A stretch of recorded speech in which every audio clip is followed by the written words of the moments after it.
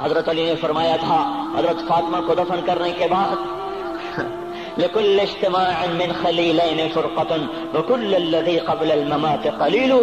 آج فاطمہ کو دفن کرنے کے بعد مجھ پر یہ بات کھل گئی ہے، کوئی کسی کا ساتھ نہیں دے سکتا، کوئی سدا سلامت نہیں رہ سکتے.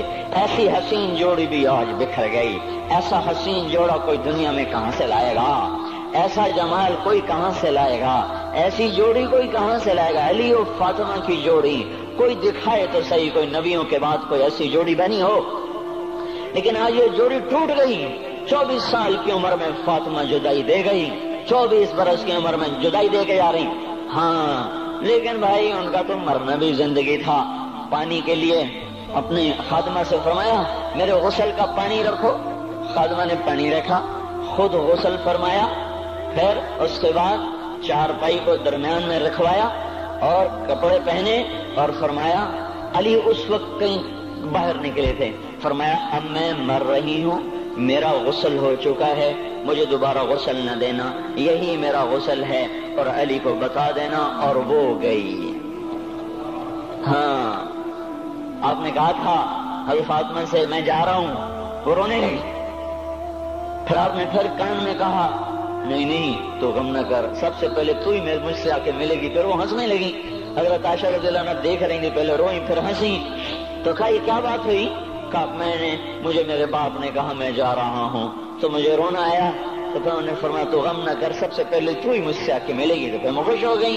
باپ کے جانے کے صرف 6 مہینے کے بعد ابا سے ملاقات ہو گئی. تو حضرت علی فرما رہے ہیں آج دیکھو ان افتقادی فاطمہ بعد احمد دلیل علی اللہ یدوم خلیل. آؤ دیکھو میں نے انہی ہاتھوں سے محمد مصطفیٰ کو قبر میں اتارا تھا، آج انہی ہاتھوں سے میں نے فاطمہ کو اتار دیا. آج مجھ سے کہ دنیا کا دھوکہ کھل گیا ہے، مجھے پتہ چل گیا ہے کہ یہاں کوئی دوستی سلامت نہیں رہ سکتی، کوئی گھر آباد نہیں رہ سکتا. کل بیت وان طالت سلامتها یوم ستدرکها النکباء والحباب.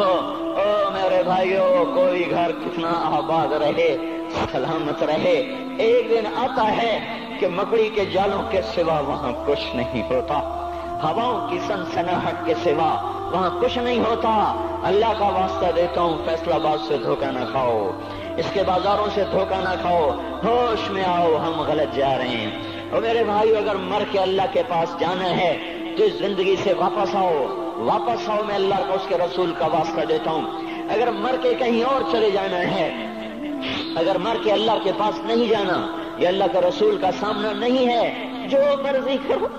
پھر ہم بھی چھوڑیں، اب ہمیں بھی کچھ سمجھاؤ. ہم کیوں بول کے گلے کی ایک رگ میں درد اتار بیٹھے؟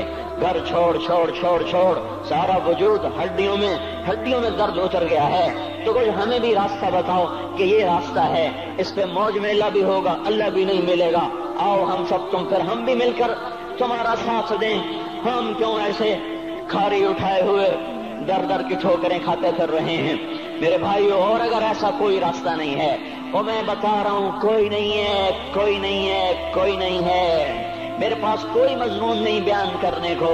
میں یہ نوجوانوں کو دیکھتا ہوں، میرے بندر ٹوٹ جاتے ہیں، میں دیوانہ ہو جاتا ہوں کہ میں ان کے کیسے دلوں میں اتر کر ان کے دلوں کی لگاموں کو اللہ کی طرف پھیر دوں اور اس کے رسول کی طرف پھیر دوں.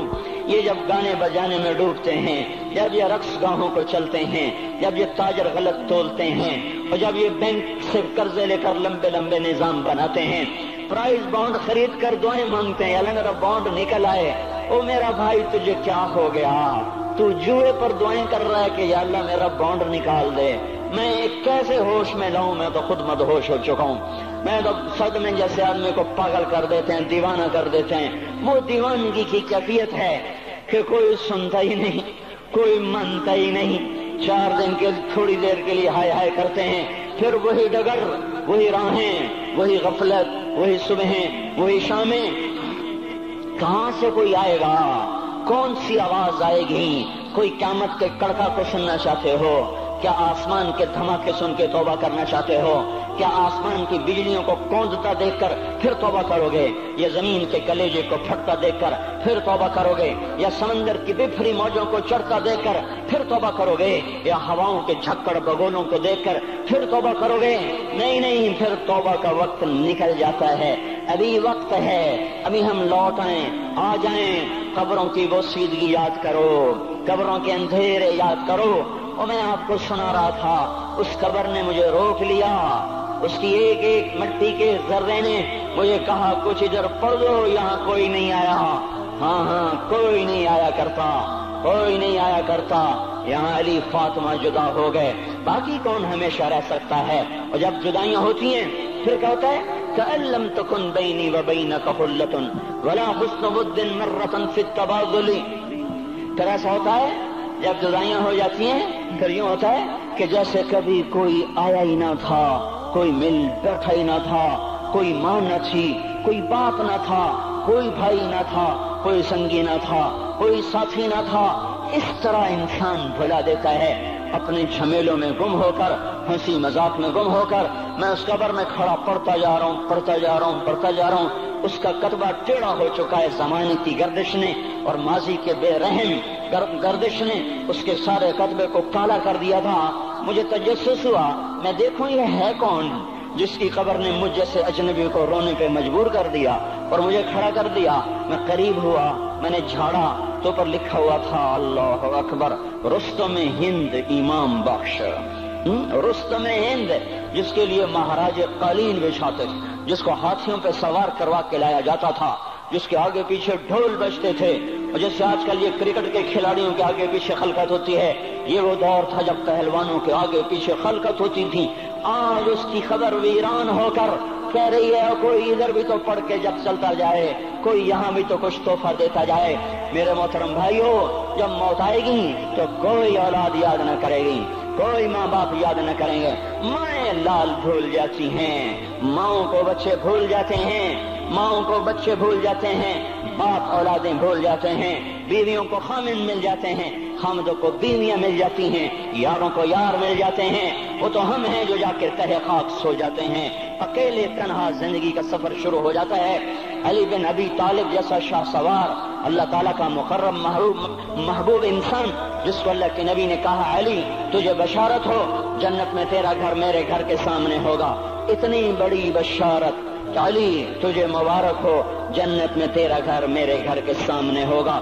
इतनी बड़ी बशारत का लेने वाला, रोजाना की रात की फरियाद, मुझे तो पता नहीं कि मेरा ये बयान कबूल है कि मरदूद है। आपको पता नहीं आपकी आमद कबूल है कि मरदूद है। आज 25 रोजे रखते हुए हो गए, कुछ पता नहीं, अल्लाह ताला कबूल करेगा या रद्द कर देगा। बड़ी जात है, आज तक जिंदगी में कोई एक अमल भी नजर नहीं आता जिस पर हम दावा कर सकें ये काम तो मेरा अल्लाह को बड़ा पसंद आएगा और मेरी बख्शिश का सामान हो जाएगा। हम फकीर लोग हैं मेरे भाइयों, हमारी माइशत इतनी खराब नहीं हुई जितना हमारा ईमान खराब हो गया है। हमारा फकीर, उसका चूल्हा ठंडा हुआ है, हमें उसका दर्द है, लेकिन उसके चूल्हे ठंडे होने का इतना दर्द नहीं है जितना उसके ईमान की अंगीठियां सर्द हो चुकी हैं, जितना ये दर्द है। क्योंकि ये फकर मालदारों को भी हासिल है, ये फकर पूरी दुनिया पे छा चुका। मालदार भी फकीर हैं, दुकानदार भी फकीर हैं, ताजर जमींदार भी फकीर हैं। आज जो जितना बड़ा दुनियादार है वो ईमान का उतना बड़ा फकीर हो चुका है, वो भकारी हो चुका है। कुछ नहीं हमारे पास, कोई दावा नहीं जिंदगी भर के किसी एक अमल पर। जिनको जिनको जिनको जिनको जन्नत के परवाने मिल गए, अली का घर मेरे घर के सामने, फातिमा मेरी बेटी जन्नत की औरतों की सरदार, हसन हुसैन जवानों के सरदार, जिनको जन्नत के परवाने मिले। हजरत अली रात को उठ के रो रहे हैं, आहिन आह मिन किल्लत ज़ात व बुअद सफर व वहशत तरीक। ए मेरे मौला मुझे माफ करना, मेरे पास अमल कोई नहीं है। ए मौला मुझे माफ कर दे, मेरा अमल थोड़ा है। और मैंने अभी क्या कहा है, मैंने अभी क्या बताया आपको कि अली का घर नबी के घर के सामने है। तो कुछ तो सोचो, कभी थोड़े अमल वाला भी दो जहान के सरदार के घर के सामने घर बना सकता है? کبھی تھوڑے عمل والا اتنے مرتبے پہ جا سکتا ہے؟ وہ کیا کہہ رہے ہیں؟ یا اللہ میرا عمل تھوڑا ہے تو میرے پاس کیا ہے جس کا میں دعویٰ کروں؟ یا اللہ میرا عمل تھوڑا ہے، یا اللہ مجھے تنہا جانا ہے، یا اللہ راستہ بڑا خطرناک ہے، یا اللہ عمل کا توشہ تھوڑا ہے، اے میرے مولا مجھے معاف کر دے، مجھے معاف کر دے۔ یہ وہ ہیں جو معاف ہو چکے ہیں، جن کی بخشش ہو چکی ہے، اور مجھے تو پتہ نہیں ہے کس